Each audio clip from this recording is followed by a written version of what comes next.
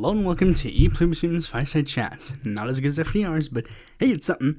Now, this is going to be an obviously interesting episode, and if you could probably take a guess and see that this is probably going to be a long one. So I think for this, I'm actually going to have more chapters than even what I usually have, but you know, I think it'd be interesting to talk about either way. You're not going to be seeing this type of thing for a while. I just thought this was an interesting topic that could yield good results, especially considering one person in particular did make me sort of think about doing this again. It's one person, you know who they are. I think this is actually to prevent that from happening again, but if you haven't pieced together the pieces already, I'll get to it eventually. With that out of the way, let's get right into the news. First, CHILE update again. This is going to be the last episode that comes out before the big day. And I kind of think that it'd be best for me to just kind of go over all of the updates at once. First, how is the runoff panning out? We had 7 people run in the original election. How are the election endorsements going? Because, as we all know, that was the big thing. Every time there's a runoff election for something, people wonder, are the other candidates going to endorse another person, or are they not? So basically, here's what ended up happening. MEO and Jasna Profoste obviously went to support Boric. CHILE went to support Cast. Honestly, it was half, I guess kind of half shocking, but not really. I was wondering if my guess was that he was going to sit this election out, but I guess the threat of the far left was too bad for him, so he jumped in the fray.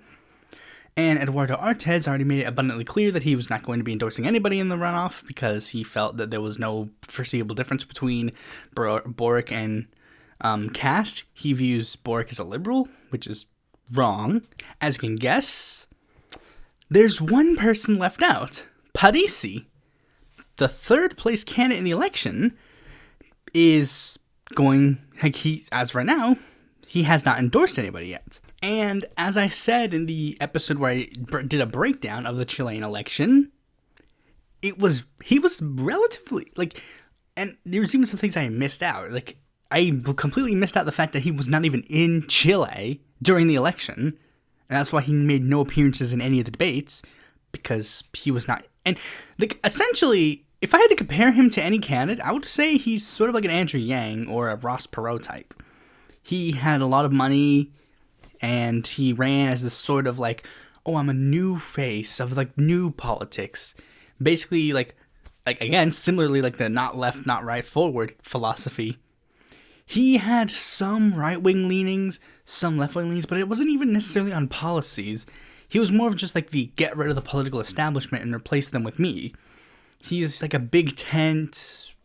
He's identified as a social liberal, which puts him center-left, but his party ideologically kind of leans a little bit more center-right. So like I said, he's kind of a little all over the place. And as such, he's been the kingmaker. Many people saying, whoever he endorses is pretty much guaranteed the win. So there's been a lot of pressure to try and appeal to Parisi voters. And one of the ways Parisi offered to have the candidate do that is to come on his YouTube show and basically sell their supports to his voters. Cast did that without a shadow of a doubt. Boric, however, declined. He made an announcement that he would not be attending a thing with Parisi because Parisi's a criminal, and that he does not want to negotiate with criminals and instead wants to negotiate with voters. I'll be honest, that could have cost Boric. The polls are really, really close. The polls literally, we're in the period of, polls are shunned from being shown. The poll blackout, which is common in a lot of Latin American countries. But he, the last polls showed it 51-49 to Boric. So, as you could tell, he was leading by, a very small margin. So, yeah, if things don't pan out for Boric, I can kind of see why. If I were in Boric's shoes, I wouldn't have played that card. I would have at the very least made the appearance on the show, just because it's like, I'm not gonna risk it. Especially given the opposition candidate. Like, if it were a Sachel Boric runoff, then maybe things would be different. But it's a Cast Boric runoff, or even a Provoste him runoff. It's Cast. Cast is just, he's like, they literally say he's gonna be the next Bolsonaro. So I wouldn't have risked it. But here's the thing. Do I still think that Boric can pull it off? Yeah, because of one bombshell that literally just got revealed. And it's actually really weird that this just got revealed when, information should have made people think, oh yeah, this is just obvious, but apparently it wasn't. It was revealed that Jose Cast's dad was a member of the Nazi Party. No, I'm not saying he was a member of a Nazi-like party or a far-right party or anything of the sort. I'm not saying he is a member of like a far-right party that I'm labeling Nazi. No. I mean he was a member of the National Socialist German Workers' Party.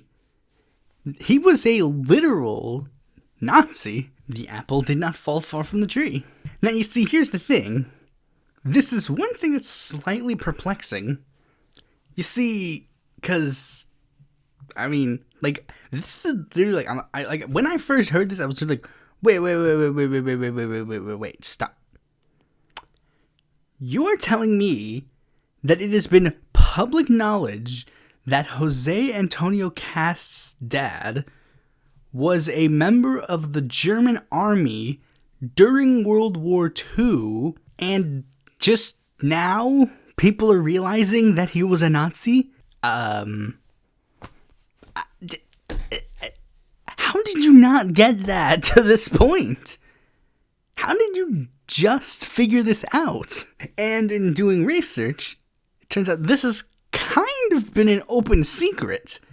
Like, it is, again, it's public knowledge that he was a member of the military for the Germans in World War II. Like, he was a German, Cast's dad is German. His name was Michael Cast. He's German. And, again, literally, you just figured it out? But as I was saying previously, it was an open secret. Like, everybody knew that Cast's dad was a German man who was military age during World War II and that he actively served in the military. But it was like, but he's not a Nazi.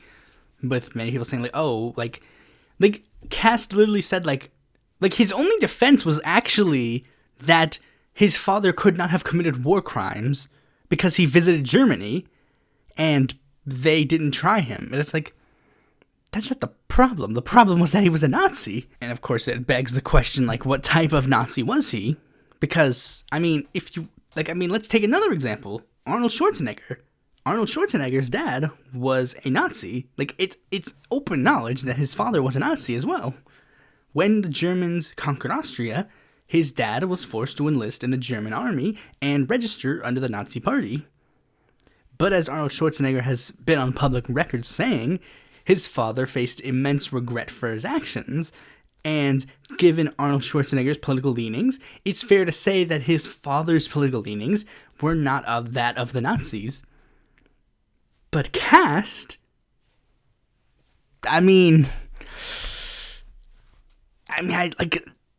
he was a Nazi, and his son is slated to be the next far-right leader in Latin America. I'm calling him a Nazi is not a controversial statement. It's a fact. Not even just on paper, but in his blood. But anyways, I've delivered that long enough. Hear me out, quote me later. It's potential, it's really tight, but if I had to take a guess, I would say Boric pulls it out with a slight lead. There might be some big controversies. Hopefully, the things go smoothly, and Boric becomes the next pink tide leader. Next story, Julian Assange. U.S. authorities win their latest bid to extradite WikiLeaks founder Julian Assange. U.S. authorities have won their bid to overturn a British judge's ruling that WikiLeaks founder Julian Assange should not be extradited to face charges in the United States on the basis of assurances given about his treatment there. The 50-year-old Australian has been charged in the U.S. under the Espionage Act for his role in publishing classified information and diplomatic cables. Friday's ruling by two senior judges overturns the ruling of a British judge in January that granted the U.S. request to extradite Assange would be oppressive by reason of his mental health. So basically, the extradition has continued, and apparently we're seeing a lot of indications that things are not necessarily going to be going that well for Assange, because Assange is, like, it was, I think, revealed, but it was in the Daily Mail, so it could be fake, but WikiLeaks has been publishing it, so maybe it's real, and they just picked the worst source to send it out to. But, like, they've been saying that Assange, in, like, due to this recent trial, he actually suffered a stroke. So his health, not just mentally, but physically, is also deteriorating. Like, here's the thing.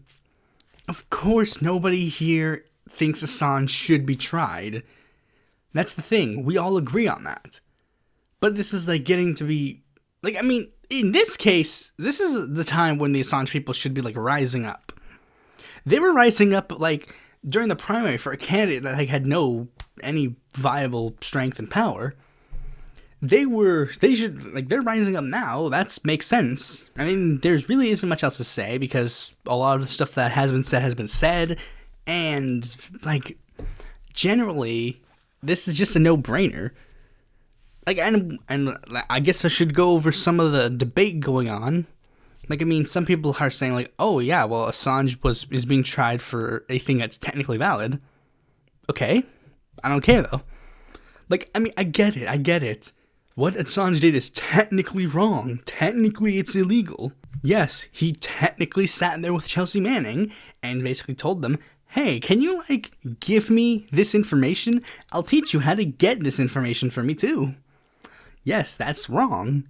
Technically, quote unquote, it is wrong under the eyes of the law. But I don't care.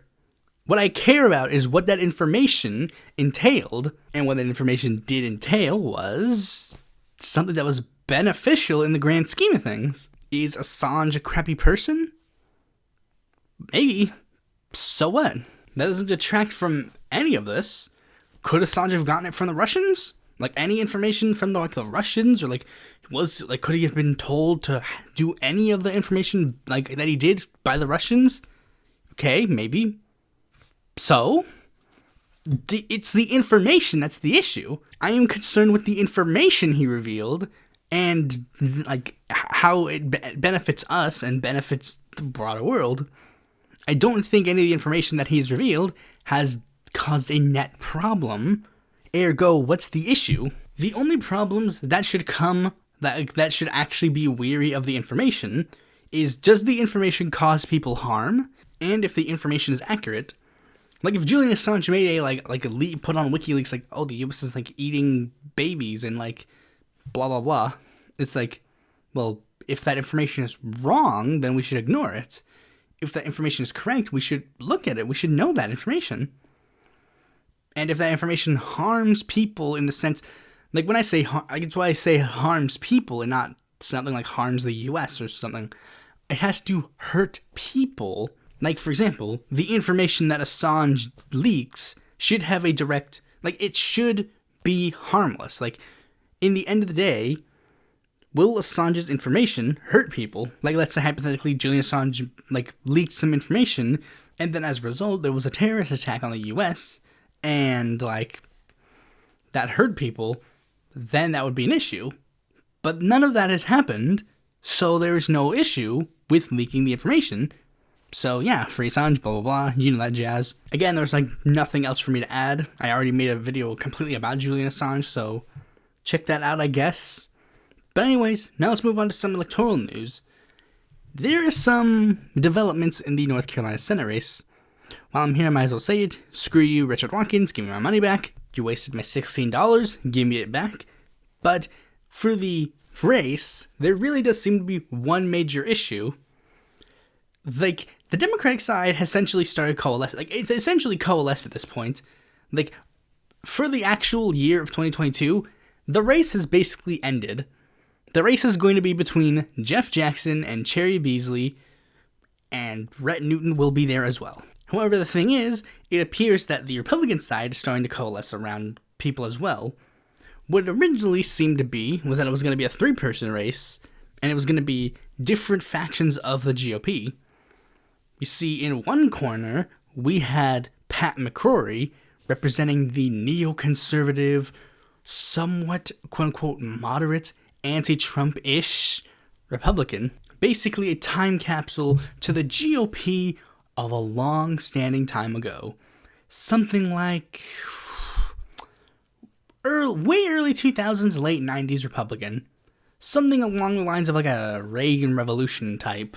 And in the other corner, we had the person who was supposed to represent the Trumpster wave, Ted Budd. He was elected under the Tea Party and has solidly placed himself as one of the most pro-Trump Republicans in North Carolina, with the exception of one who, like, literally joined the Republican, he literally joined Trump's cabinet in, the last year. But other than that, he solidly placed himself under the super pro-Trump category. And in the last corner, we have Mark Walker. He was supposed to represent the Tea Party wave, because he himself was also elected under the Tea Party wave. However, it appeared that he wanted to be, the super pro-Trump, super conservative Tea Party guy. But then Ted Budd entered, and then Trump endorsed Ted Budd, so there was some problems, and that meant that it would be a three-person race. And that also led to another problem, because of the three, Budd and Walker were extremely similar. Both elected under the Tea Party wave, as I mentioned before, both running as the quote-unquote conservative candidates, and both trying to position themselves as extreme Trump fanboys. That was literally, what Ted Budd did was essentially just steal Mark Walker's campaign and actually do better. However, there was one problem. You see, Walker seemed, when polls started coming out, polls started showing Budd, Walker trailing McCrory, and that led the conservatives going a little bit, they're a little bit concerned that something might be going wrong, and as such, Trump came in and basically did what he did best, broker deals. What he has essentially tried to do is broker a deal between Walker and Budd so that Walker suspends his bid, runs for the House, and then endorses Budd so that there's a united conservative front against McCrory. And, I know this technically hasn't happened yet, and people have been saying that it's possible that the deal might break through and it won't happen. But I think what's going to happen is, because essentially here's what happened. Walker basically stated that he will stay in the race for the remainder of the year, but him staying in the race is effectively on paper, and he will be talking to his family to talk about what they're going to do in the future. That's literally code for, I'm preparing to do this, don't quote me later. And all that's really cool for the, conservatives. Stinks that the left in North Carolina is not doing so hot.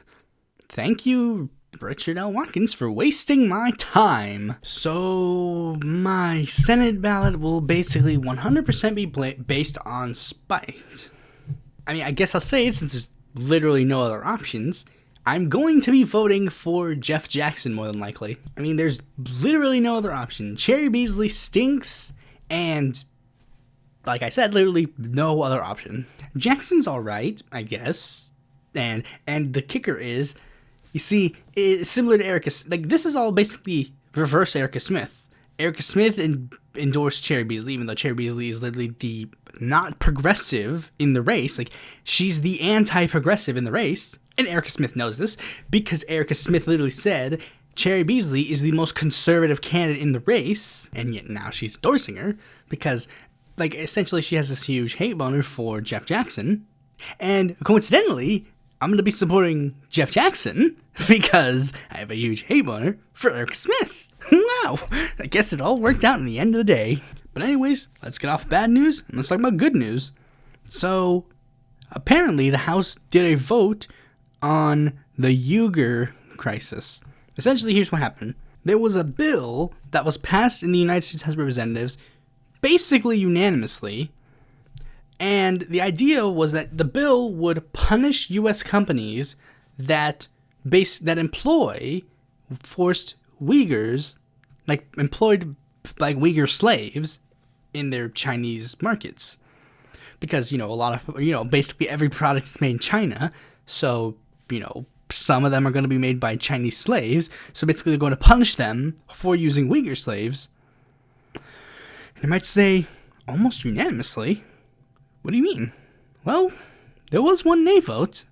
Thomas Massie. I mean, there's not much else to say. Massey's a diehard isolationist, so of course he doesn't give a crap at all. That's the real reason why he didn't vote on this bill, is because he supports forced labor because he's a libertarian. I should have seen that ahead of time. But anyways, that's of course just one small thing that happened. The real big news story that is actually a victory is the Kshama Sawant recall. Now, for those who don't remember, Kshama Sawant was supposed to be recalled because Amazon doesn't like her. No, that's the reason. Amazon doesn't like her, so they recalled her. For those who remember, there was also this massive drive to get her, force her out of the office prior. But now, they basically pushed for this recall to try and get rid of her. And lo and behold, it didn't work either. Now, here's the thing. No matter what the results of the recall were, Kshama wins, because then it would be on the record, point blank, for the whole world to see that Amazon had spent $2,460,000 to get rid of one city councilwoman. Scratch that. City council member. Because, this is just unheard of. I remember this segment of, a previous debate nearly during the election. Not even a debate. I think it was a town hall. Where Bernie Sanders explains, how the health insurance companies spent millions of dollars to stop a single-payer bill in one state. Because, no, I don't think it was a single-payer bill. I think it was just for a Medicaid expansion or something like that. But anyways, he explains that's basically because companies have the money to do it. They can do it. They could just funnel all their money to get rid of AOC, and they could potentially win. And this is a good story to show that it doesn't always work, because I guarantee you this has been done in the past, and it has worked. But lo and behold, a Trotskyist city council member has actually managed to stay in office and still have relatively a massive amounts of power. Honestly, I think I'm really conflicted, because I think Kshama should try for something bigger. But then again, we could maybe don't risk it. But we'll just have to wait and see. I doubt that Kshama's going to try for something bigger, but I'd like to see her try. So anyways, now let's move on to the main topic of this video. This is going to be, I don't know how to title this video actually, because it's going to be part of the Thoughts On series, but I don't know what it's going to be, thoughts on all of the previous Thoughts On, or just mega Thoughts On, something along those lines.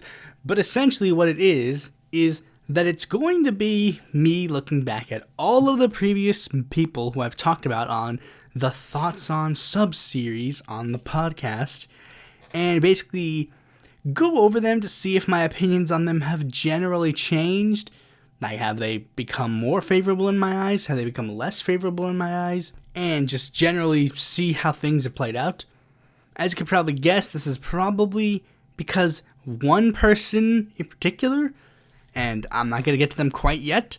They'll have to go through the actual segment to figure it out. Maybe has something big happened that has changed my perspective? I don't know, like I say, hypothetically, I talked to one of these people.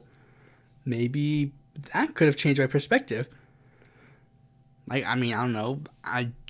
Maybe they said something really nice or really mean that has made me go a complete 180. I don't think that is what happened. But, I mean, this is just generally like me going back and reflecting on them, seeing how things hold up. So anyways, let's just get right into it. We're going to go in order. You can either listen to them all, or I'm going to actually timestamp my thoughts on all of these people. So if you just want to see a particular person, you can just skip to them. First on the agenda is Dave Rubin. Now, Dave is really interesting. Well, actually, the funny thing is he's not anymore. Literally all of the things that make him who he was are essentially gone. Like, he doesn't claim to be like a person who turned away from the, like, his agenda, like his shtick that made him popular was like, oh, I'm a left-winger who has went to the right wing. I now agree more with right-wingers than left-wingers. Isn't that weird? He's basically just become a full-on conservative at this point. So there's really nothing actually unique about him. Like, I don't even think he calls himself a classical liberal anymore, because there's no point. Like, that shtick isn't working. All he is to the right wing is literally just a talking head now. And that's the problem with, like, right-wing media in general. You go to them and you just become a talking head. They still have this mindset that the talking heads are what get people to like you. Meanwhile, the left still tries to genuinely build personality around its creators. He, like, denounced his atheism. He, like, just generally just fell off the deep end. He hasn't gone full Nazi yet, but we'll wait and see. Okay, so the next person is Ben Shapiro. Honestly, I don't think much has changed. I thought Ben Shapiro was like a cringy conservative person prior. He's still a cringy conservative person now. And I don't think he's, like, and this is the weird thing, like, because, like, and this is why I don't even talk about, like, I guess this is just a brief mini thing, but this is kind of why I don't talk about, like, conservatives on the show, really. Like, I mean, if you take a look at, like, later episodes, it's pretty obviously, like, very, like, left-wingers, or if I'm talking about a right-winger, I'm talking about, like, an extreme fringe guy. Like, the modern, like, actual just conservative right, I just don't care. And it seems that we're in a phase of the world where people just don't care either. Like, I'm not seeing, like, the Ben Shapiro, like, owns the libtards anymore. What I'm seeing is, like, Nick Fuentes is awesome or something. Like, I'm not seeing that anymore. Much like how the internet kind of, like, shifted a little bit back to the left, it seems that the internet kind of shifted a little bit away from Ben Shapiro. Like, I'm not going to pretend that Shapiro, like, disappeared. Like, he's still prominent. He's still getting, like, people to come to his shows, I guess, and watch him. But a lot of his, like, hardcore fan base has either gone, like, full-blown, like, far-right populism, or have just generally, like, I mean, that's pretty much where a majority of them went, so they don't even watch him anymore. But that's the thing, like, the conservative sphere is so detached from me. I don't consume conservative media, so they don't play a factor in my lives. And even the left-wing media has kind of shifted away from talking about them. Like, go to your favorite left-wing, like, media channel, and none of them have talked about Ben Shapiro in the, like, at all. Because there's no point. Because he's kind of irrelevant to the actual positions and policies. People are more focused on, like, the fear of, like, the extreme far right, not, like, the conservative neocon right, because that has kind of faded away. Even Ben Shapiro, they kind of asserted they pushed the agenda on him. Like, I'm pretty sure a lot of these people who, like, went to Ben Shapiro, they were already, like, far right Nazis. They just wanted to have some random guy spew their rhetoric. So anyways, that was actually mostly not on Ben himself. But anyways, next person, Bill Maher. Generally similar. I think Bill Maher has kind of, like, faded a lot more into the, like, he's genuinely shifted a bit further to the right. Now, if you know the history of Bill Maher, you know that he has actually been very far right. Not far right, but, like, he's been pretty right-wing, like, when he first started his show, he was like a diehard libertarian. And then it wasn't until the Bush years that he sort of became like the liberal firebrand that people will think of him as being. And then when Trump came in office, he sort of became like that generation of liberal, essentially grew up to become what the new age of lefties don't like anymore. Today's radicals are tomorrow's moderates. Like during the Bush years, what Bill Maher said was like, ooh, he's saying bad things about the Iraq War and bad things about George Bush. Ooh. But then now he's basically espousing literally what the establishment wants. Like establishing, like he's put out basically like moderate establishment talking points. It's similar to another person. Dianne Feinstein. She was seen as like this huge liberal firebrand when she first got elected to the Senate. And now lefties can't stand her. And it doesn't help that, there's this sort of veneer that comes with like that sort of viewpoint. You see, Bill Maher has essentially fully leaned into the idea of like the smarmy California liberal that thinks he's better than you. And here's actually a thing, like Norm Macdonald, a comedian friend of Bill Maher, has actually stated that was why he was a terrible comedian, because Bill Maher would enter a room thinking like, oh, I'm better than you. He's dressed in a nice suit. He's like saying jokes about how he's like, oh, so I was like driving down the street in my nice car. And it's like, nobody wants to hear that. People want to hear like a Joe Schmo tell a story. And that 100% translates to Bill Maher's politics and his perspectives. Like he made like a thing where he took a woman getting murdered and then literally said, this is why vloggers are terrible. And it's like, no. He still has this sort of like weird veneer of like, oh, I'm better than you and I am not afraid to tell it. Next person to talk about is FreedomToons. FreedomToons is garbage now. Well, actually, he's always been garbage, but it took me until now to realize it. Well, obviously not until now, but when he first started his channel, the idea was like he would be the libertarian voice and he would like do different perspectives and talk about like, oh, he'd criticize conservatives sometimes, he'd criticize liberals sometimes, blah, blah, blah.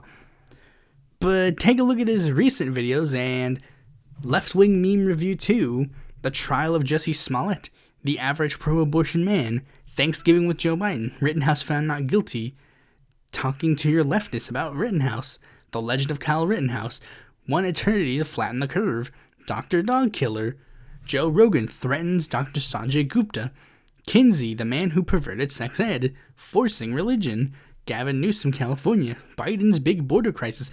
His channel has essentially just become a conservative. Like, he's just conservative random, to the point where people will literally invite him on shows and be like, he's a conservative, and they'll be like, I'm a libertarian. But it's like, no, you're not. There's literally nothing, like the thing about libertarianism that he supposedly says is like, oh, we're supposed to be, like, not, like, and his jokes are not, it's not even funny anymore. Like, he's not telling jokes or doing very informative things. He's literally just regurgitating conservative talking points again. And it's just really grating, obviously, and just dumb. The last thing I'll say is, this is an interesting thing that happened when I watched his Kinsey video. I had already unsubbed for a while, and I just wanted to be like, hey, what's he up to now? Well, here's what happened. How does this affect us today? Well, one of Kinsey's most groundbreaking findings was that chastity is supposedly impossible. Speak for yourself, bud. Wait, let's play that again? Chastity is supposedly impossible. Speak for yourself, bud. This MF literally just admitted he's a virgin. Not to be a school bully, but it's not necessarily a thing that you should be saying aloud because it makes you look not cool. Next person is the progressive voice. Now, honestly, the progressive voice, the only real big thing that has happened with him is that he's kind of faded away. He still posts content, and he still talks about issues, and he's generally pulled his, like, issues to be a bit more, like, actually poignant. He still does, like, the lefty TMZ kind of, but he's actually basically pulled away from that, and I think it's because he's actually stayed off of Twitter for the most part.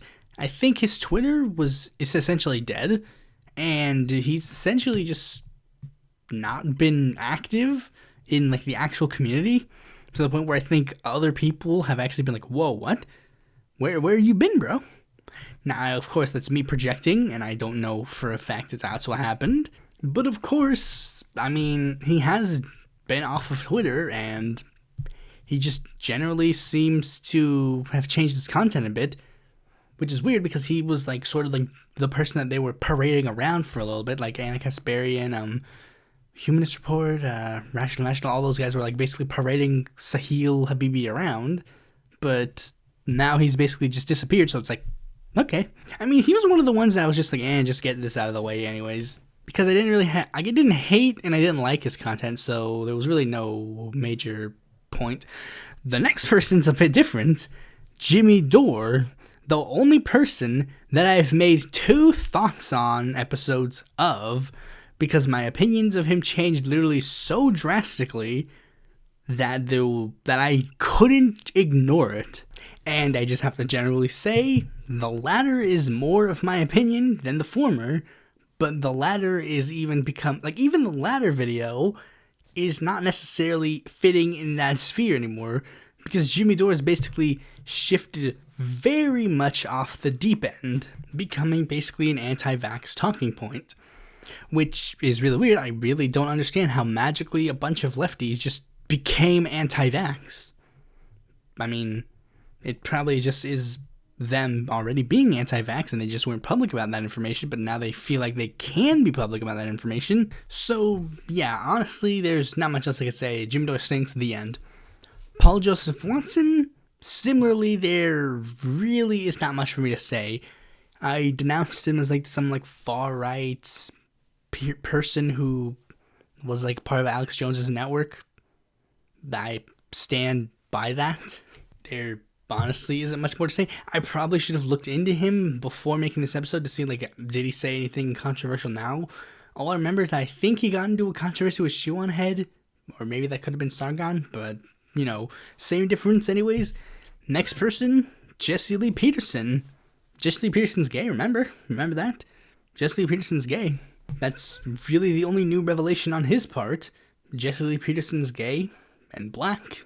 He's also elderly, so I guess he gets 3 tags on PH, if you know what I mean. Wink, wink. Next person, Candace Owens. Candace Owens has essentially went on the route of Larry Elder, because apparently the thing about black conservatives is that you can't just be a moderate right black conservative. You have to be like super far right conservative. I don't know why, but that's the law. It's the termination. Like what they're supposed to do. Like what Jesse Peterson, he has to go around saying like racism doesn't exist and racism has never existed. Candace Owens is the one that has to go around saying Democrats are the real slaves, because like white people can't say it, even though Jesse Peterson's like underling does say that. But you know, that's generally what they're supposed to do. And since conservatives are still not in my worldview, there's really not much else I can add. The next person, Cenk Uygur. Cenk Uygur, oh boy, this year has been really weird, and it shows, because it seems that, like, back in the old days, it was Jimmy Dore was the cool boy, and TYT was the lame-os, and now it seems that this year, things are reversed. Now, Cenk Uygur is seen more favorably than Jimmy Dore, and that's really weird. And even now, I have to say, Cenk Uygur, I do technically see him more favorably than Jimmy Dore now. But that's really not because, it's nothing in favor of Cenk Uygur. It's everything to do with Jimmy Dore. Jimmy Dore's just literally basically become a conservative talking head that just spouts leftism. The comparison that I made to Jimmy Dore with Charles Conklin is 1-to-1. But Cenk Uygur, it's not like Cenk Uygur magically changed.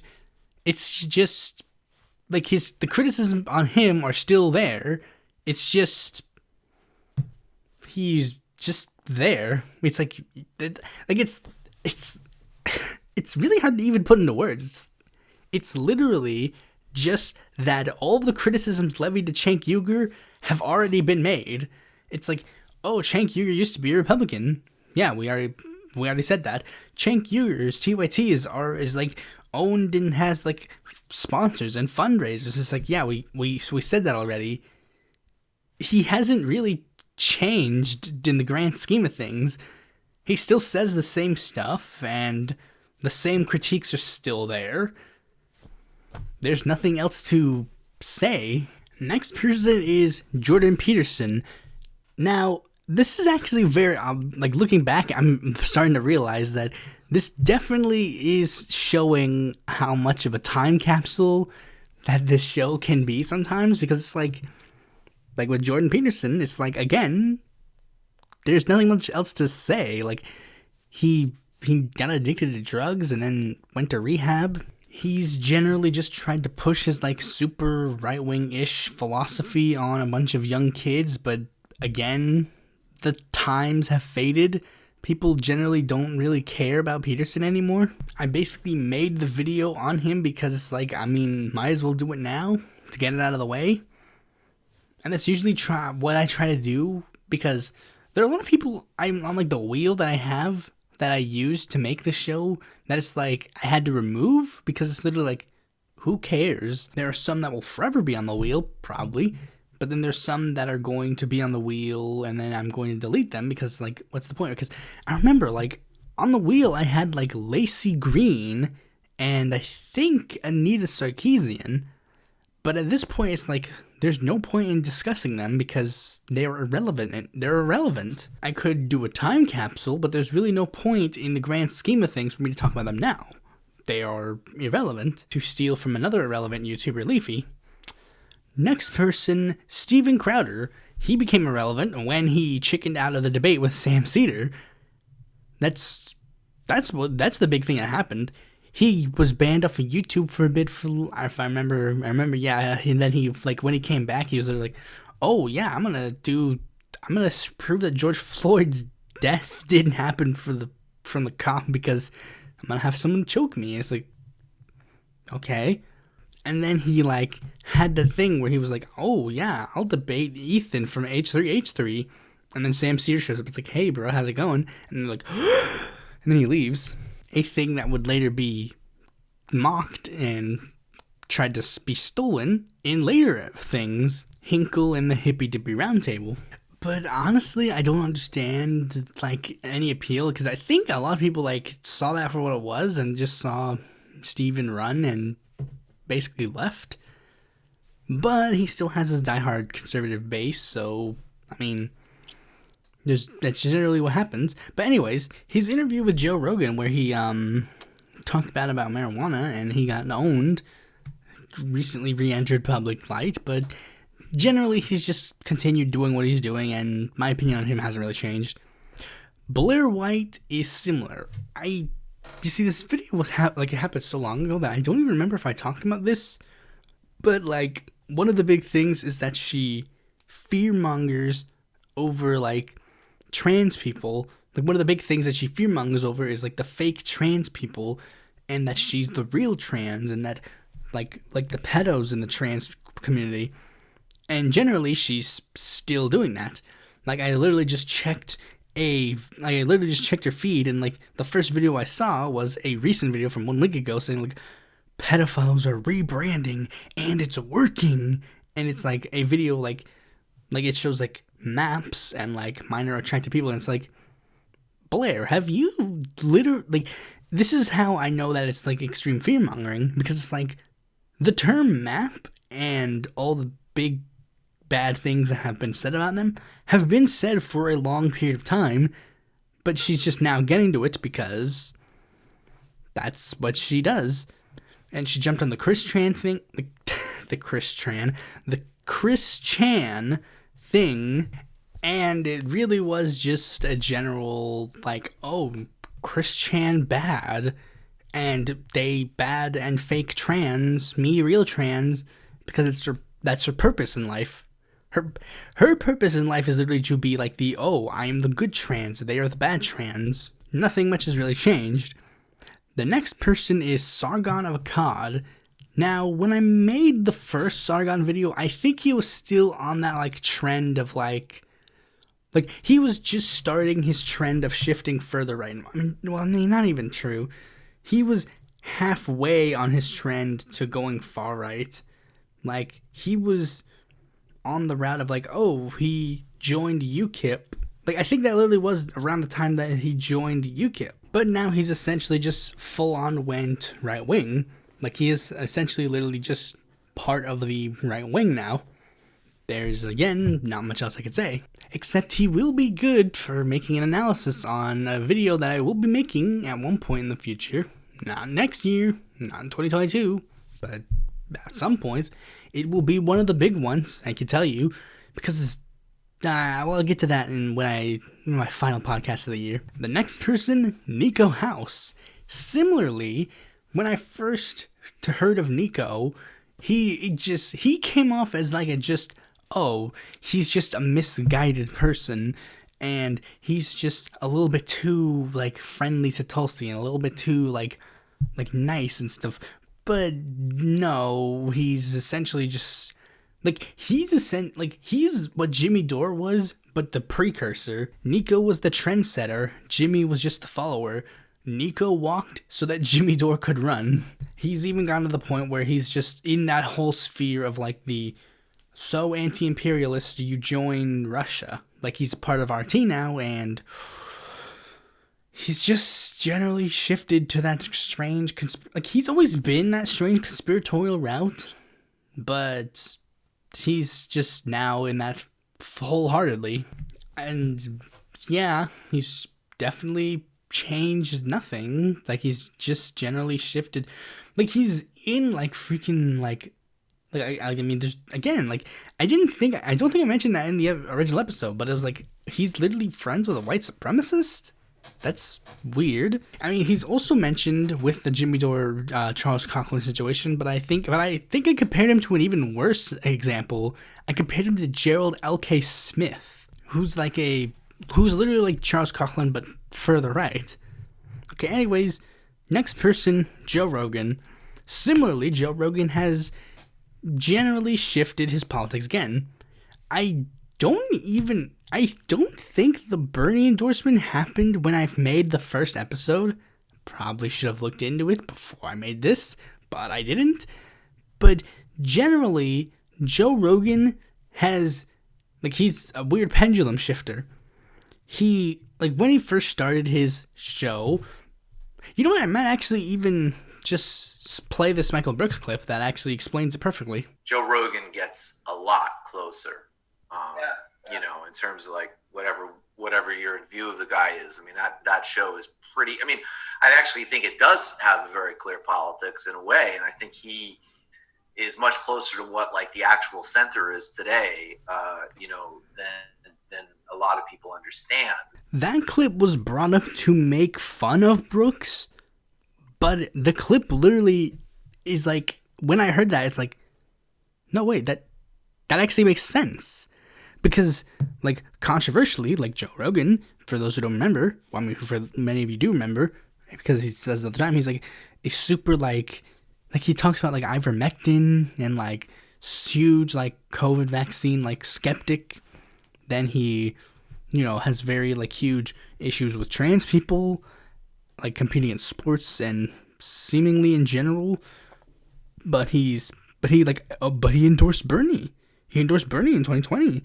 He said he supports single payer. He thinks healthcare should be free. He thinks that if someone works for you for an hour, they should get $20. But it's that makes that interpretation of he represents the center makes sense. He's socially very right wing, but on economics, he's very left wing. Joe's he represents the center very clearly, and I guess that is to a degree why his show did so well, because he admired some people on the right, he admired some people on the left, and he had them on his show. Now, also, I should mention that his show, I haven't watched an episode in a while, because the way I used to watch episodes is that I would occasionally go to his channel to see if he had an interesting guest on. I would be oh, he had sex talk on that, that's pretty cool. Oh, he had David Pakman on? I think I should check this out. Daryl Davis. Ooh, I really like this. Let's see this. But ever since the Spotify move, I just don't care because I don't go to Spotify. So I've not really seen a Joe Rogan episode ever since. So really, he's basically shifted away. Although I will say, if I had to critique one thing about my original analysis, is that he, like, calling him the Dick Cavett of the internet was probably a bit too grandstandy. I mean, yeah, that's really cringy and weird, but I did it. Next, Rush Limbaugh. I don't really have anything else to say to him because he's dead. And honestly, I think I forget if I made the episode after he died or if I made the episode when he was dying. I think I made it when he was dying, like when he was on his road to death and not that he was actually dead. But I mean, there ain't much else for him to say. He's dead and I still don't like him. The end. Sean Hannity. I remember when Sean Hannity was like Fox News's poster boy. Like, I mean, I remember when Bill O'Reilly was the poster boy and then it was Sean Hannity. But, I mean, similarly, I think Sean's basically been pushed, like, especially considering he is a mainstream outlet, he has literally been pushed to the wayside. He doesn't get the views anymore, so nobody talks about him anymore. So he goes bye-bye. And he hasn't been on my mind either, so bye-bye to him here. The next person is Hunter Avallone. I can honestly say, now I can finally like his videos, but here's one problem. His videos are not that good anymore. No, I mean, his videos are fine, obviously. I mean, if Hunter Avallone sees this, because I think I'm actually going to tag every single person who I talk about in this episode, because it'll be funny to see if they have any reactions. But basically, what he has done is he's basically shifted his content, so now that he's a lot more laid back, he doesn't, like, do, like, the edgy response videos, but also because, like, those response videos are kind of, like, dumb. You see, the way response videos used to be on the internet, for those who don't remember, is like you would play the video, but then you would edit out the sections in the video to be put to you. But now, the new way is literally just you have the video right there, and then you pause and like respond to it in real time. Because that way it's a lot more genuine, because, you know, the way it happened back then is that you could intentionally mislead people by editing clips. But now, with you sitting there with the video right in front of you, clicking pause and unpause, you can generally see that you're not editing the clips out of context, and that the context is right there. So, yeah, they're fine, but I find it weird that he's on this, like, weird CIA support talking point. I am not necessarily a fan of that. I get where he's coming from, I get what he's saying, but it's like, I mean, could you not have picked a different horse to ride on? Next person is Tucker Carlson, the real poster boy of Fox News. I mean, I hate to keep saying this, but there's really not much change. I expected there to be a lot more changes. There have been, like, some general changes, but I'm halfway through the list and I'm realizing there hasn't been much changes in a lot of their perspectives. I guess that's what I get for choosing conservatives as my, like, punching bags. So Tucker has essentially, like, I mean, no, there hasn't even been an essentially. He's just done what he's continued to do, and he's pushed himself to be, like, the new Fox News poster boy. When Bill O'Reilly became too moderate, they replaced him with Sean Hannity. When Sean Hannity became too moderate, they replaced him with Tucker Carlson. And Tucker Carlson is the one person who seems to make it abundantly clear that he's willing to go further right if they need to. So Tucker, I mean, he's just chugging along, and I think the question that I asked in that episode has kind of been pushed to the wayside. Like, the question was basically, like, if we don't, no, it's not even a question, it was like a statement. It was like, if we don't change the dialogue, Tucker will carry the dialogue of populism in his direction, and, you know, right-wing populists still have their thing, and Tucker's still doing his thing, and the left is doing its thing, so we'll have to wait and see how that pans out. Next person, Michael Moore. I hate to say it again, but there's honestly not much to say, because Michael Moore's kind of irrelevant. Now, I mean, I chose him for that episode particularly because he was kind of irrelevant. Like, he was a footnote in the past. So I could go over, like, historically how he is. And Michael Moore is, I mean, I don't hate him. I mean, I don't like him, but I don't hate him. He's definitely, like, better than most of the other people that I've talked about here. So, I mean, there's not much else I can say again. Next person is Grumpy Birdie Sanders, or as I've referred to him as Tulsi Gap Bird. Now, here's the thing. Grumpy Birdie Sanders does not exist anymore. Grumpy Birdie Sanders is dead, and I think I may have killed him. Okay, so essentially, here's what happened. I basically tracked down Grumpy Birdie Sanders, like the person who made the Grumpy Birdie Sanders, like, actual picture, and I literally got him in contact with Grumpy Birdie Sanders, and I said, like, hey, dude, did you know that there's this person who's, like, using your art and your image as, like, a Twitter personality? And he was like, huh, that's weird, I didn't know that. Now, he says that he, like, was okay with it as long as the person wasn't making any money, but then added Grumpy Birdie Sanders, said, like, hey, yo, bro, I mean, we're gonna have to have some talks. And then not that long afterwards, Grumpy Birdie Sanders disappears. And it's like, I mean, okay. And this did show, like, I was very perplexed by this. And I don't know if this necessarily proves Russiagate or... I mean, I'm not even saying, like, this proves Russiagate, but, like, let me explain. Like, this person was relevant since, like, 2017. They spent, like, an entire lifetime, like, not even, like, they've been a figure on the online left for a while, and we don't know who they were. Like, we don't know their name, we don't know anything about them. This person just came and went. This person could have been a bot the whole time, and we wouldn't have noticed. I don't have that issue. Like, I mean, I have the one issue because I don't show my, like, face, but I have, like, there's a name to this channel. You know who I am.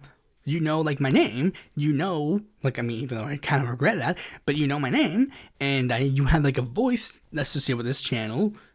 There's a personality behind the channel. Like, you can see this.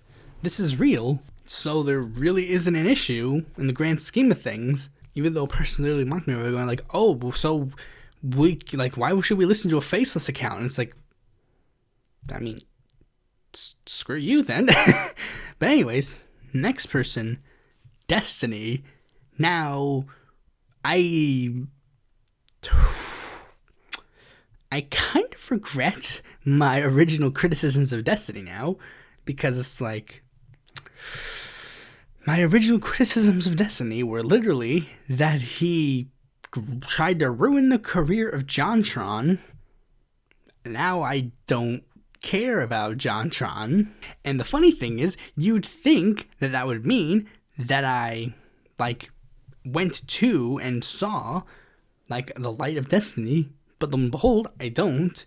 He's, instead of actually continuing down a good route, he's actually shifted in a further right route.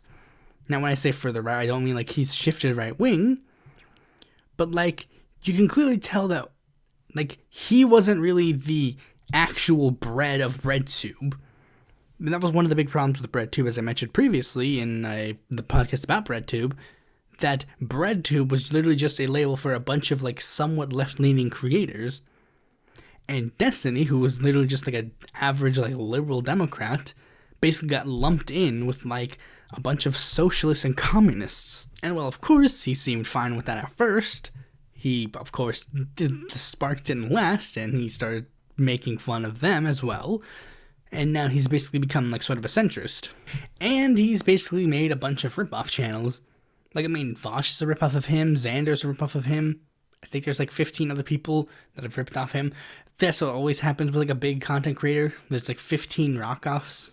You see, I was unique because I decided to take knockoffs of everybody else and then lump them into me. So you can't really claim that this channel is, like, a ripoff of one person, because it's, like, there's a little bit of this and a little bit of this. But then, like, a lot of the other, like, Twitch stream lefties basically just copy-pasted what worked for Destiny, and they do it for them. To the point where they like, I mean, I hate to say it, but, like, this is, like, the thing about, like, freaking, like, Vosh, Destiny, and Xanderhole, their comparisons are literally just, like, literally, they're copy-paste. Dylan Burns, to a degree, is copy-paste. Like, they're copy-paste. Like, they put the people in the same section. They put, like, they have, like, the same, like, type of background. They have the same type of logo when they are in the little square. It's just generally copy-paste. Not to say that you can't have your own unique style or you can't have your own unique flair to the idea. Like, I mean, what Vosh and Dylan have done is a lot more, like, actually unique than what Xander's done. And don't worry, we'll get to that when we get to that. I was originally going to do a thoughts on Xanderhall this year, but then I'll do it next year because, I mean, spoilers, you can kind of get the whole thoughts on from that section alone. But anyways, it's not about him, and it's no longer going to be about Destiny, because now we're going to talk about Mr. Dapperton. The only reason that I'm bringing up Mr. Dapperton is because me and Mr. Dapperton have actually talked, because he's just very infuriating. Now, let me explain. After, like, when I first made that video, I actually decided to premiere that episode instead of actually, like just having it upload normal. And here's the thing. I, like, Mr. Dapper, like, you can go to that video. You can go to the VOD. Like, not even the VOD. It's like an actual, it's just a video. Like, you can go to the video and then look at the live chat. Mr. Dapperton is there responding to the episode. And, like, I found out, like, literally right before the episode was supposed to air, like, he's like, some socialist YouTuber made a video about me. Let's take a look. And it's like, Now, pause, and we'll fast forward a little bit, and then we're going to come back to this moment. But to remember this moment, keep this moment in your head. We'll fast forward a bit. Okay, so the next thing that happened was I was watching the first episode of a QAnon documentary, because, like, a person mentioned, like, Jack Posobiec was in a QAnon documentary, and I mistook them for saying that Niko House was in a QAnon documentary. So then I watched the QAnon documentary, like, episode 1, and there was one person who was, like, mentioned as, like, a Q YouTuber, and, like, I found it interesting because the person, like, when they were, like, the video, they were talking, and then blah, blah, blah, and in the background of that person's, like, video that they were showing on this QAnon documentary, there was a picture of Mr. Dapperton, because, as many people point out, like, the QAnon stuff is literally just, like, the further pushing of, like, the right wing of the internet. The hardline anti, like, mainstream right wing basically just became the libertarians online basically just became QAnoners. So then I was basically like, I made a joke, like, I took a picture of the documentary and then, like, posted it on Twitter saying, like, OMG, I can't believe Mr. Dapperton is in the QAnon documentary. Lo and behold, a couple minutes later, a response from Mr. Dapperton came in, and he was mad because I said that he was in the QAnon documentary, which he was, and he tried to make the claim that I said that he was prominently featured in the QAnon documentary, which I did not say. I just said he is in the QAnon documentary, which he is. That would be the equivalent of me getting mad at someone saying I'm in a documentary when in the background of an episode of, like, something in a documentary, there's, like, someone playing my video. It's a true fact that he was in the QAnon documentary. You can look it up yourself. QAnon documentary, whatever is the most prominent QAnon documentary that happened recently is, like, the documentary I'm talking about. In the first episode, it's like a mini-series. In the first episode, there is a moment where they talk about Q YouTubers, and Mr. Dapperton is in the background of one of the Q YouTubers. Now, you might be wondering why this is prominent. Why am I bringing this up? And this is hilarious. This will always be hilarious to me, because this is the thing. Neither of those instances did I at Mr. Dapperton. Neither of those instances did I actively engage with Mr. Dapperton prior to him jumping in. Like, I did not at his Twitter. I did not reply in a thread to him. He was not mentioned outside of my words, which literally points to the idea that Mr. Dapperton sits there and puts his name on Twitter and then sees who's talking about him specifically to get into arguments. And I called him out on this, and he basically admitted it. He said, oh, so no YouTuber has ever put in their name on Twitter. Oh, no. And it's like... And then I pointed out, like, hilariously, because it's like, this is just so pathetic. This guy was, like, at the forefront of an internet trend, the online libertarians.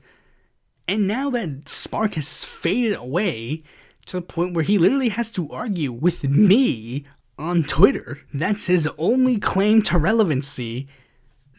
It's just pathetic. So yeah, hey Mr. Dapperton, because this time I'm actually going to add him, even though he blocked me, but he'll find his way here. I know he will.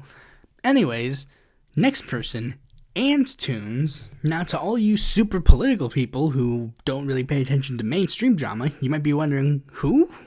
Because this has been a topic that has kind of been long dead, but kind of relevant. But anyways, Antoons was this like creator, like this person who made like comics that was like super alt-right. He wasn't even like alt-right, but he was just like full-on Nazi. Well, not even full-on, like I can't even describe him as that, because it's like, he is a guy who makes super reactionary like comics, but also super like normal like stuff, but then like puts them both on like the same channel for some reason, like on the Twitter that he uses to like, and then like for some reason he made like the super right-wing stuff his like brand, like, oh, and then like SJW's like, and then like there was this huge trend of people who were like talking bad about him after like there was a video by Daft Pina. Again, if this isn't your bread and tea, you could probably just skip this. But like, he's generally just remained in that same mindset. For some reason, he has the ability to both move on, but also not. Like, I checked his channel, and and it appears like, oh, he's just moved on, and he's just moving on and doing with his life. But the thing is, he keeps making, like, responses to the drama, and he keeps making, like, videos regarding the drama, keeps making, like he made, like, a rap against Daft Pina for calling him out for his, like, racism and stuff. He's, like, made comics and stuff, like, talking about, like, the people who were involved with the drama. He made, like, an hour-long video where he tried to, like, clear his own brain of the drama, but it's sort of just, like, if you don't care, then stop talking about it. If you do care, just say you care. Like, he keeps going on the veneer of, like, oh, I don't care. I don't really care about this drama, but then he keeps bringing it on. And it's kind of why a lot of, like, drama channels have basically stopped talking about him, because it's, like, there's no point. And the same goes for me. I really only made that episode because I just was like, hey, trend, I could jump on this. But it didn't even work, so who cares? I didn't even get to be mentioned in the Antoons. I thought I would. I was wondering, like, would he at the very least put me in one of his stupid, like, videos? Maybe he will now. But either way, he's not relevant. The next person we're going to be talking about is Richard Medhurst. He actually drives by this house, believe it or not. I think you can actually hear him now.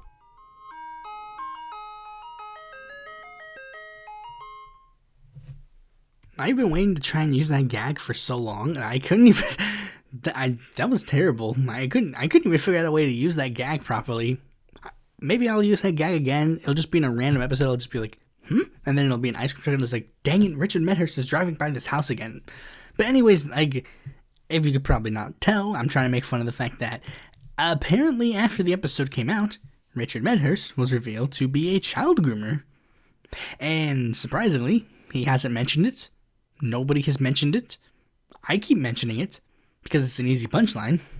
But everybody seems to want to just forget that he's literally, like, there's footage of him, not even footage, like pictures of him DMing underage girls with verifiable proof that it's him. Not only because people are like, oh yeah, look at this image, we could see the background of the thing that he's taking a picture of is actually aligning with the background that he has in his videos, but also because one of the pictures that he sends the person is him. He's also a very fabricated fraud. Like, I mean, I remember seeing that like a video where he's literally goes through like 3 accents where he's literally like, I didn't even know what accent he was trying to use for his, like, main, like, for his actual channel. But it seems like the main, thing is supposed to be, he's supposed to sound like just ethnic. It doesn't inherently sound like an Arabic accent, but it's, like, supposed to come off, like, ethnic sounding. But then, like, there was a video where he, like, goes through that accent and then, like a British accent and then, like, just a normal accent. You know, he's just generally trying to, like, do, like, a shtick, like, a thing. If he was smart, he could literally just play it off as, like, oh, I was playing a character the whole time. But, of course, he doesn't want people to know he's playing a character. He just wants people to think that this is legitimate him. So, yeah, viewpoints generally gone down because, believe it or not, child groomers, bad. The next person is Secular Talk. Secular Talk is a completely politically ignorant person who just really is pushing, like, some sort of, like, weird class reductionist, doomeristic perspective that isn't necessarily on the same level as, like, a Red Brown or, like, whatever they're calling themselves or whatever people are calling them now, but it's still just genuinely really, like, just very weirdly doomeristic, very oddly, like again, politically illiterate. He has no clue what he's talking about. He keeps saying, like, we need to align with the right-wing populace, and then he can't even define what the term right-wing populace means. He made a video where he said, like, young left-wing Alex Jones, when it's, like, Alex Jones has never been left-wing in his life. I don't understand where you're pulling this out of. And he keeps saying, like, oh, well, back during the Bush years, he was originally considered, like, pretty left-wing. And it's like, well, actually, no. There's never been a single person on the internet who stated that Alex Jones is a left-winger. You're the only person that I'm hearing, and that's probably just because you just don't know what terms mean. He had that whole controversy with Jimmy Dore where he was, like sitting in the middle of everything, just like, well, I mean, I get it. I get that he sexually assaulted Anna. I get that. But, I mean, she did try to bring it up, like, right after they were having a public disagreement. I mean, that is a bit weird. I mean, and, like, since that, he apparently has no connections to either of them, so he can be openly anti-them, and yet he still isn't. Like, he still doesn't, like, publicly make videos on TYT, and he still publicly doesn't make videos on, like, Jimmy Dore, when he easily could. Like, he's made videos on, like, other friends that he's had in the past, like, you know the one, Dave Rubin, I mentioned him, but, like, he's just so dumb and so freaking idiotic. And do you know what's the worst part? All of that is coming from a Secular Talk fan. This is a fan talking. This isn't a hater. This is a fan talking. And this is another fan talking. Like, I mean, honestly, just Secular Talk, he's grating on me. Like, I get it, he's grating on me, but it's like, I still like his stuff. But, I mean, again, he's just grating on me. Like, the person, I hate, like, this is one of the big things. It's like, I hate the person, but, I mean, I don't even hate Kyle. I just, like, he's just stupid. He platformed, like, Jackson Hinkle, who's literally in, like, 5 minutes, he's going to do the same thing to Jackson Hinkle, because, like, Kyle has, like, a huge history of, like, platforming, like, the wrong people, and it's like, well, that's weird, that's dumb. I would honestly just like to be on Crystal Kyle and Friends, just so I can, like, call Kyle out to his face and be like, dude, you know nothing. You have a bachelor in poli-sci, and you literally just know nothing about politics. But that opportunity's not going to happen, so there's no point in saying it. But anyways, next person, Krystal Ball, Kyle's new co-host. I mean, honestly, I didn't like her. I didn't like her then. I don't like her on Crystal Kyle and Friends because I don't listen to the factions of Crystal Kyle and Friends that, like, I mean, this is a problem I also have with Crystal Kyle and Friends. This is just a mini rant on Crystal Kyle and Friends. They open it with, like, dialogue over news stories, and then they get to an interview. Mine is different. Like, it's similar to my show, but it's different. I do news stories, and then I go on a topic, which can sometimes relate to the news stories. But they go on, like, we're going to do this big thing, like, we're going to talk about the news, and we're going to give our commentary on the news. and then we're going to do an interview. Like, I mean, mine is a commentary through and through, but theirs is like commentary, and then they shift to a completely different format. And then afterwards, they do like some sort of like weird, stupid, like, oh yeah, I mean, we'll do a little thing where we say like, well, that was a really good conversation. But it's like, you can say that about literally anybody. That's like nothing. And this is what happens. This is what happens when I very rarely listen to Krystal Ball friends. I sit there, I skip the commentary, like I literally just keep clicking that button until like I click the button, I listen to a little bit, I click the button again, I listen to a little bit, I click the button again, and I listen to it a little bit, and I click it again, and then I click it until I hear the part where they go, and now here we get to the blah blah blah. And then they do the interview, and then when the interview's over, I leave. Because that's the only part I care about. When your show is literally called Krystal Ball and Friends, the only part people care about is the friends part. Like, I don't care about the Krystal and Kyle part. If I wanted Krystal and Kyle, I'd watch you guys on your own channels. And I care about Kyle enough to listen to his own show. I listen to his commentary. And I don't care enough about Krystal to care about her commentary. Because her shtick is just, like, her shtick was literally given to her by, like, the establishment, and she's like, okay, now we're gonna go solo. It's like, no, the whole point of your shtick was that you were establishment. That was the shtick. The shtick was, like, oh, we're the conservative and the lefty, and we unite together, and we blah, blah, blah. That was the shtick. And that shtick doesn't work when you don't have people actually, like, funding you. Like, without it, it's literally empty. I haven't seen Breaking Points because I don't care. Because, like, again, like, the shtick is over. Like, nobody cares about the shtick. The shtick of, like, conservative liberal, go on show, do talky, blah, blah, blah. That shtick has been done to death. Granted, like, the originality of the shtick is, like, oh, we're, like, I mean, I said this in the episode when I talked about Krystal. It was like, oh, ooh.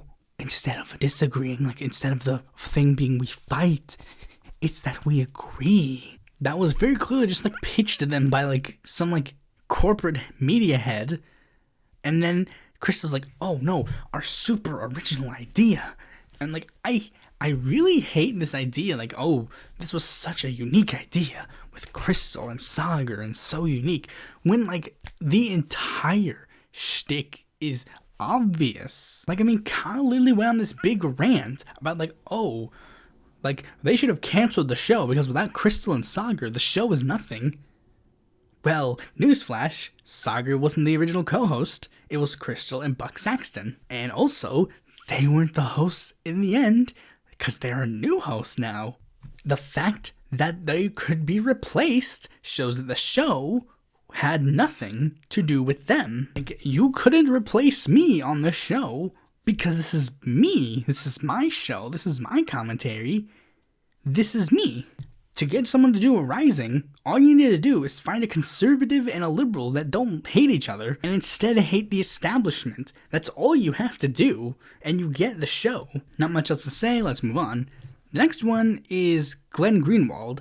Now, I mean, I've said it in news stories previously, but, like, Glenn Greenwald has just went on this, like, super creepy rant where, like, he literally went on, like, he literally, for some reason, like, posted literally every single DM that he's done with Chelsea Manning in order to, like, placate a narrative that he made up in his head. This just shows so how far gone he is. And, like, similar to the previous ones, he's went on, like, that huge anti-vax trend, but there's really not much else I could say. And lastly, I'm just gonna have to say this. Ryan Knight, Max Blumenthal, RT, Gravel Institute, Lauren Southern, Chris Reagan, Gavin McInnes, and Shoeonhead, those episodes have been released very close to now, so objectively, not much else has changed. You can go back to those previous episodes and watch them and get the same viewpoint, because they've been released so close that there's no point. Like, the Shoeonhead video literally came out not that long ago. So, again, my opinions on them have not changed. Now, you could say, is this just an excuse for you to stop recording and go to bed at one point? I say, thanks for watching this video. Be sure to like, comment, subscribe, and click that bell to be notified when a future video man comes out. And if you're interested in more content from me, you can go to my website, follow me on Twitter, join my Discord, check my articles on the Independent Bill Report, or consider supporting me on Patreon.